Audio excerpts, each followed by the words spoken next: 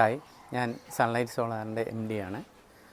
ഒരു solar plant എങ്ങനെ എത്ര നല്ല രീതിയിൽ നമുക്ക് ഫിറ്റ് ചെയ്യാം, ആ സോളാർ പ്ലാന്റ് വെച്ച് കഴിഞ്ഞിട്ട് എന്തൊക്കെ കാര്യങ്ങൾ ചെയ്യണം, എന്തൊക്കെ മെറ്റീരിയൽ ഉപയോഗിച്ചാണ് ഇത് ചെയ്യേണ്ടത്, അതിന് എത്രമാത്രം ഗുണമേന്മയുള്ള ഫസ്റ്റ് ക്വാളിറ്റി സാധനങ്ങൾ ഏതൊക്കെയാണ്, അതെങ്ങനെ യൂസ് ചെയ്യണം, അത് പ്രൊഫഷണൽ ടച്ചുള്ള ലേബേഴ്സ് വേണം അത് വർക്ക് ചെയ്യാനൊക്കെ ഉണ്ട്.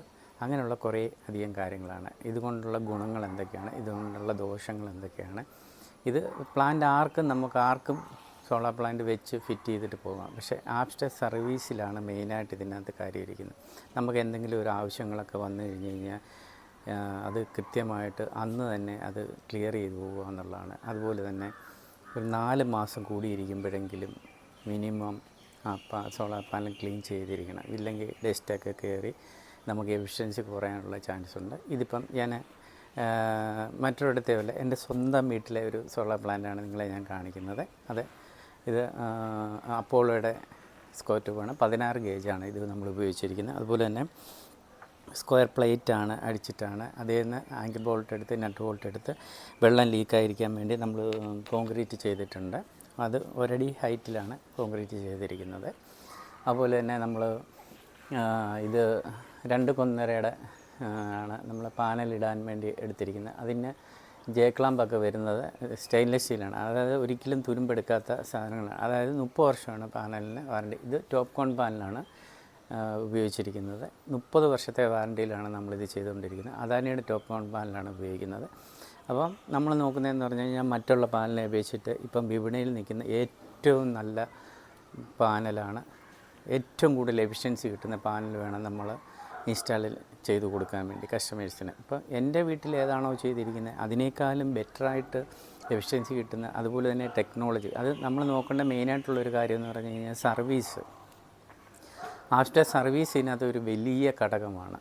അതായത് സോളാർ പ്ലാന്റ് വെച്ചിട്ട് ആർക്കും പോകാൻ പറ്റും. പക്ഷെങ്കിൽ ആഫ്റ്റർ സർവീസ് കിട്ടില്ല എന്നാണ് ഞാൻ മെയിനായിട്ട് ഇതിലേക്ക് ഇറങ്ങി നമ്മൾ ചെയ്യുന്ന ഇൻസ്റ്റലേഷൻ ചെയ്യുകയും ആഫ്റ്റർ സർവീസുമാണ് മെയിനായിട്ട് തോന്നുന്നത്. അതുകൊണ്ട് തന്നെ എനിക്ക് കൂടുതലും സെയിൽസ് വരുന്നത് റെഫറൻസ് സെയിലിലൂടെയാണ് വരുന്നത്. അതാണ്. എനിക്ക് പ്രത്യേകിച്ച് പരസ്യങ്ങളോ കാര്യങ്ങളോ ഒന്നും ഞാനങ്ങനെ റൺ ചെയ്യാറില്ല. എങ്കിലും മാസം ഒരു 15 പേർക്ക് മിനിമം വരാറുണ്ട്. അപ്പം നമ്മൾ ശ്രദ്ധിക്കേണ്ട ഒരു കാര്യങ്ങളെന്ന് പറഞ്ഞു കഴിഞ്ഞാൽ ഒരാൾക്ക് ഏറ്റവും നല്ലൊരു പ്ലാന്റ് ഉണ്ടാക്കി കൊടുക്കുക, അതിനെ പരിപാലിച്ച് കൊണ്ടുപോകുക.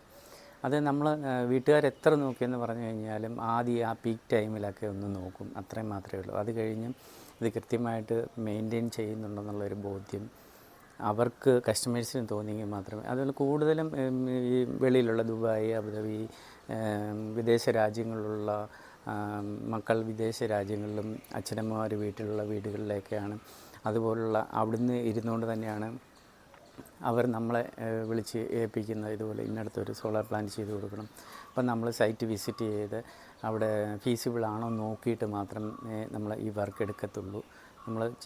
നമ്മൾ ചിന്തിക്കേണ്ട ഒരുപാട് കാര്യങ്ങളുണ്ട്. അത് ഏറ്റവും ബെറ്റർ, അതായത് ഫസ്റ്റ് ക്വാളിറ്റി പ്രോഡക്റ്റ് അല്ലാതെ ഒരു സാധനം ഞാൻ ഉപയോഗിക്കും. അതുപോലെ തന്നെ നമ്മൾ ടോംസിൻ്റെ PVC പൈപ്പ് ഐവറി കളറ്, അത് നമുക്ക് ചൂടാക്കി വളയ്ക്കാവുന്ന ടൈപ്പാണ്. അതിനുപയോഗിക്കുന്ന ക്ലാമ്പ് സ്റ്റെയിൻലെസ് സ്റ്റീലാണ്, അതിനുപയോഗിക്കുന്ന സ്ക്രൂ സ്റ്റെയിൻലെസ് സ്റ്റീലാണ്. നമ്മൾ നോക്കേണ്ടതെന്ന് പറഞ്ഞു കഴിഞ്ഞാൽ ഇതൊക്കെ നമുക്ക് മഴ പെയ്ത് തുരുമ്പെടുക്കാനുള്ള ചാൻസുകൾ കൂടുതലാണ്. അതായത് നമ്മളിത് പുറത്താണ് കൂടുതലും വെച്ചിരിക്കുന്നത്. വീട് അകവുമായിട്ട് യാതൊരു ബന്ധവുമില്ല. നമ്മൾ ശ്രദ്ധിക്കേണ്ടതെന്ന് പറഞ്ഞു കഴിഞ്ഞാൽ ഇത് നല്ല രീതിയിൽ ഇതിനെ പ്ലാന്റ് ആർക്കും ചെയ്തിട്ട് പോകാം. പക്ഷേ ഇത് പരിപാലിക്കുന്നതിനകത്താണ് കാര്യം. അതല്ല ഇത് 30 വർഷത്തെ പ്ലാന്റ് മിനിമം നമ്മൾ 10 ഇയർ പാക്കേജ് ഒരു AMCയിൽ കൊടുക്കുന്നുണ്ട്. അതെല്ലാ കസ്റ്റമേഴ്സിനും നമ്മൾ കൊടുത്തുകൊണ്ടാണ് നമ്മൾ പോയിക്കൊണ്ടിരിക്കുന്നത്. ഇതൊരു 10 പാനലിൻ്റെയാണ്. ഇത് നമ്മൾ ഒരു സ്ട്രിങ്ങായിട്ടാണ്. ഇത് ഒരു സ്ട്രിങ് 5 പാനലും, ഇത് ഒരു സ്ട്രിങ് 5 പാനലും, അങ്ങനെയാണ് കൊടുത്തിരിക്കുന്നത്. 2 സ്ട്രിങ്ങായിട്ടാണ് കൊടുത്തിരിക്കുന്നത്. അപ്പോൾ ഇതെല്ലാം നമുക്ക് സ്ട്രോങ് ആയിട്ടുള്ള സ്ക്വയർ ട്യൂബ് കാര്യങ്ങളെല്ലാം നമ്മൾ സ്ട്രോങ് ആയിട്ടുള്ളതാണ് കൊടുത്തിരിക്കുന്നത്. എല്ലാം നല്ല ബലവത്തായിട്ട് നമുക്ക് അഥവാ കാറ്റിൻ്റെ ശല്യം വന്നു കഴിഞ്ഞാൽ ഇതിനടിയിൽ കൂടെ കാറ്റങ്ങ് പോകത്തക്ക രീതിയിലാണ് നമ്മൾ ചെയ്യുന്നത്.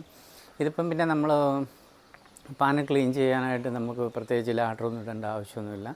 ഇത് നമ്മുടെ സ്വന്തം വീട്ടിലായ കാരണം നമുക്ക് ഇതുവഴി ഇങ്ങനെ കയറാം. ഇതുവഴി ഇങ്ങനെ കയറി ഇവിടെ വന്ന് നമുക്കിങ്ങനെ ഇതുവഴി ഇങ്ങനെ കയറി നമുക്ക് മേളിൽ കയറി കഴിഞ്ഞ് കഴിഞ്ഞാൽ നമുക്ക് ഈ പാനൽ ക്ലീൻ ചെയ്യാനുള്ള ആക്സസ് ഇവിടെ ഉണ്ട്. അതാണ് ഇതിനകത്തെ മെയിനായിട്ടുള്ളൊരു അഡ്വാൻറ്റേജ് എന്ന് പറഞ്ഞു കഴിഞ്ഞാൽ. ഇനി നമുക്ക് അടുത്തതെന്ന് പറഞ്ഞു കഴിഞ്ഞാൽ ഇൻവെർട്ടറിലേക്ക് നമുക്ക് പോകാം. ഓക്കെ.